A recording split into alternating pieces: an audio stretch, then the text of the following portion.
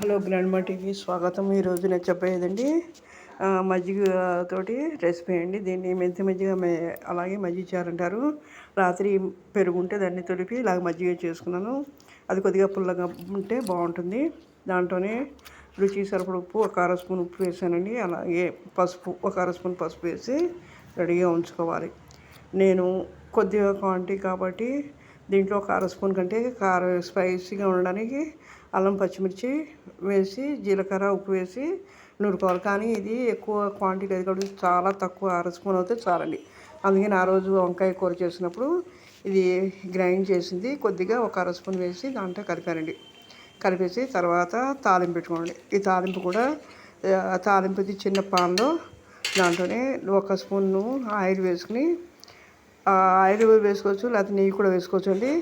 నెయ్యి లేనప్పుడు ఆయిల్ వేసుకుని దాంట్లోనే శనగపప్పు, మినపప్పు, ఆవాలు, మెంతులు వేసుకుని అవి వేగిన తర్వాత దాంట్లోనే ఒక ఎండుమిర్చి ముక్కలు చేసుకుని వేసుకోవాలి. కరివేపాకు వేసుకుంటే సరిపోతుంది. ఎందుకంటే ఆల్రెడీ అల్లం మిర్చి వేసాం కాబట్టి స్పైసీ కోసం అది సరిపోతుంది. ఇది వేగిన తర్వాత దాంట్లోనే ఒక అర స్పూను వాము, అలాగే కొద్దిగా ఇంగువ వేసుకుని తాలింపు. ఇంతేనండి, ఇది సింపుల్గా అయిపోయే రెసిపీ. ఏదైనా జాబ్ హోల్డర్స్కి ఇది చాలా యూజ్ అవుతుందండి. సింపుల్గా అయిపోయే రెసిపీ. చాలామంది మజ్జిగ కానీ పెరుగు కానీ ఇష్టపడరు. అలాంటి వాళ్ళ కోసం ఇది సైడ్గా ఆదరుగా బాగుంటుంది. జాబ్ హోల్డర్స్కి సింపుల్గా అయిపోయి ఈజీ రెసిపీ, కొత్తగా నేర్చుకున్న వాళ్ళకి ఈజీగా అయిపోయి రెసిపీ అండి. మీరు కూడా ఒకసారి ట్రై చేయండి, లైక్ చేయండి, షేర్ చేయండి, ఎలా ఉందనేది కామెంట్ చేయండి. అలాగే మీ ఫ్రెండ్స్కి, మీ ఫ్యామిలీ ఫ్రెండ్స్కి, రిలేటివ్స్ కూడా షేర్ చేసి వాళ్ళు కూడా ట్రై చేయమని చెప్పండి. అలాగే కామెంట్ చేయమని. మీరు చేసే కామెంట్ వల్ల వేళ పోపు వేసుకుని తర్వాత కొత్తిమీర గార్నిష్ చేసుకోండి. ఇది అన్నంలోకి చాలా చాలా బాగుంటుందండి.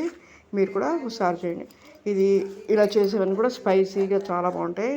ఎందుకంటే వానాకాలం అలాగే చలికాలంలో గొంతుగా ఇదిగా ఉన్నప్పుడు ఏదైనా తినాలనిపించినప్పుడు నోటికి కాస్త స్పైసీగా పుల్లగా ఇది చాలా బాగుంటుందండి.